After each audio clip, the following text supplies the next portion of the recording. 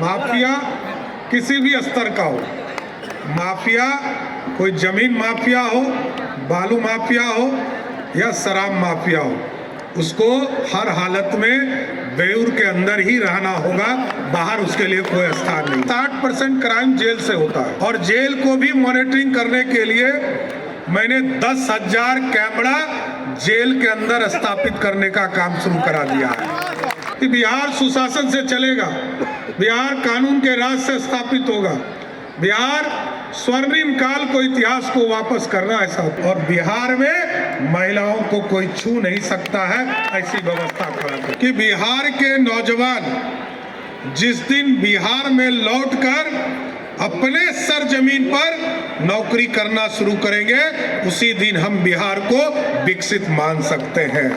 चाहे स्कूल हो, कॉलेज हो, यूनिवर्सिटी हो या कोई ऑफिस हो, सभी जगह पूरी सुरक्षा की व्यवस्था की जाएगी। और हम लोगों ने शुरुआत किया था सीसीटीवी कैमरा के माध्यम से पूरे शहर को मॉनिटरिंग करने का काम, इसको आगे बढ़ाना है। और मैं तो ये समझता हूँ, मैंने जब इस पूरे मॉनिटरिंग का काम शुरू किया तो मुझे खुद एहसास हुआ कि 60% क्राइम जेल से होता है और जेल को भी मॉनिटरिंग करने के लिए मैंने 10,000 कैमरा जेल के अंदर स्थापित करने का काम शुरू करा दिया है। और अब तो किसी चीज को जाने नहीं दूंगा, माफिया किसी भी स्तर का हो, माफिया कोई जमीन माफिया हो, बालू माफिया हो या शराब माफिया हो, उसको हर हालत में बेऊर के अंदर ही रहना होगा, बाहर उसके लिए कोई स्थान नहीं है। और लगातार अब तो फास्ट ट्रैक कोर्ट का भी काम शुरू कर दिया है सर। फास्ट ट्रैक कोर्ट के माध्यम से जो हीनियस क्राइम है, जो गंभीर अपराध के कानून है, इनमें जिन लोगों के ऊपर भी अपराध होंगे उनको 3 महीने से 6 महीने में सजा मिले, इसकी पूरी व्यवस्था की जाएगी, तभी तो लोग जेल में रहेंगे। आज लगभग 50,000 लोग जेल के अंदर बंद हैं और हम लोगों का स्पष्ट मानना है कि बिहार सुशासन से चलेगा, बिहार कानून के राज से स्थापित होगा, बिहार स्वर्णिम काल को इतिहास को वापस करना है साथियों। जो आज से 2000 वर्ष पहले इसी पटना की धरती से हम मगध को राज करते थे, और ऐसा बिहार बनाना है कि आज यदि 3,17,000 करोड़ का बजट है बिहार, और उसमें मात्र 60 से 70,000 करोड़ अपना संसाधन है, आदरणीय मोदी जी का आशीर्वाद मिलता है, दिल्ली से पैसा मिलता है, लेकिन अब व्यवस्था बदलनी है, बिहार में रेवेन्यू मॉडल को भी आगे खड़ा करना है।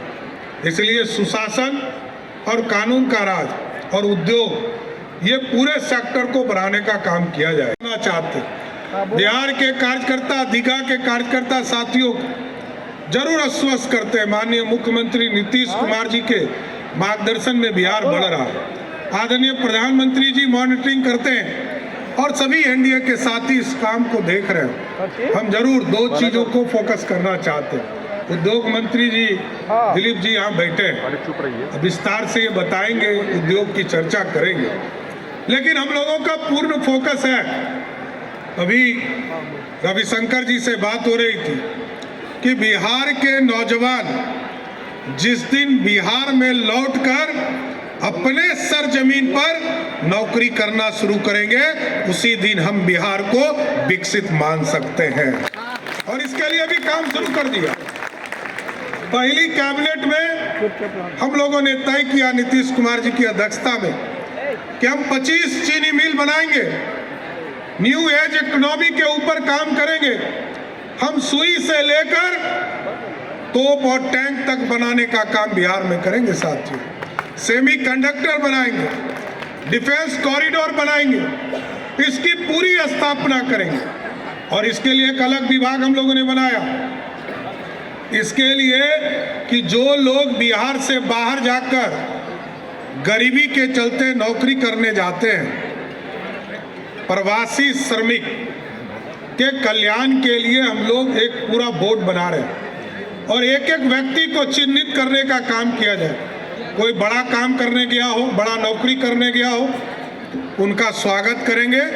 लेकिन यदि कोई मजदूरी करने बिहार से बाहर गया है तो मैं गारंटी देता हूं उनको वापस लाकर इसी बिहार की धरती पर रोजगार देने का और ये पूरी नहीं है। और जिस तरह आपने जिताया ये भी एक ऐतिहासिक है। पटना के दीघा सीट पर लोगों की पैनी नजर थी साथी, सारे बड़े नेता इस सीट को देख रहे थे और चिंता भी था कि ये सीट हमारा बड़े मार्जिन से जीते। जीत तो हम रहे ही थे, बड़े मार्जिन से जीते। तो मैं एक बार दीघा के तमाम कार्यकर्ताओं को एक बार जोरदार ताली बजाकर धन्यवाद देना चाहता हूं कि आपने सबसे बड़ी जीत, पटना में सबसे बड़ी जीत आपने दिलाने का काम किया। और क्योंकि उत्साह बढ़ते हैं, आपके माध्यम से पूरे बिहार में लोगों में उत्साह बढ़ता है।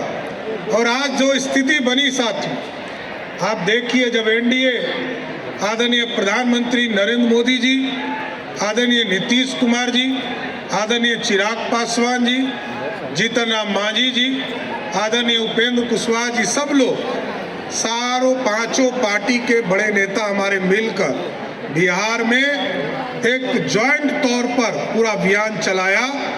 और जिस तरह 2010 में एक थंपिंग मेजॉरिटी से बिहार की जनता ने एनडीए को जिताने का काम किया था, उसी तर्ज पर 20 साल के बाद भी बिहार की जनता ने 202 सीटें देकर बिहार को उन्नत बिहार बनाने का सपना आगे बढ़ाने का मौका दिया। गौरवशाली इतिहास में जो हमारे सांस्कृतिक धरोहर है, जैसा कि आप जानते हैं, राम मंदिर बना, लगभग 100 करोड़ सनातन के लोग उत्साहित हुए।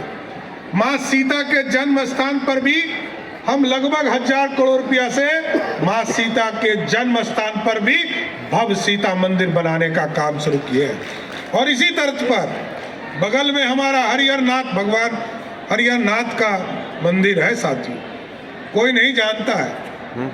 हरि और हर दोनों इसी जगह पर मलयुद्ध करने का काम किए थे।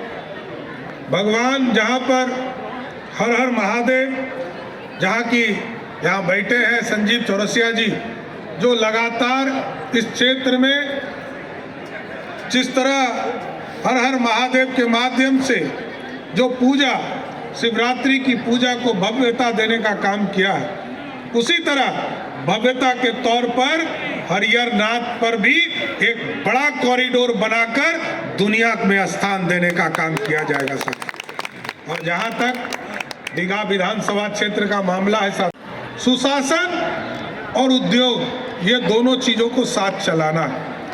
आदरणीय अध्यक्ष जी और हम दोनों को ही टारगेट है। और तो बेसिक नीड राम कृपाल जी कृषि के क्षेत्र में, संजय जी यहाँ बैठे हैं, पानी पिलाने का काम सभी इलाके में करेंगे। लेकिन मैं जरूर आश्वस्त करता हूँ कि बिहार की महिलाएं जिनको सुरक्षा 100% माननीय मुख्यमंत्री जी ने देने का प्रयास किया है, मैं भी गारंटी देता हूँ मुख्यमंत्री नीतीश कुमार जी ने जो काम आगे बढ़ाया, महिलाओं को आगे लाने के लिए हर हालत में हम लोग पुलिस दीदी के तौर पर पूरा एक कंसेप्ट खड़ा करेंगे और बिहार में महिलाओं को कोई छू नहीं सकता है, ऐसी व्यवस्था खड़ा करेंगे।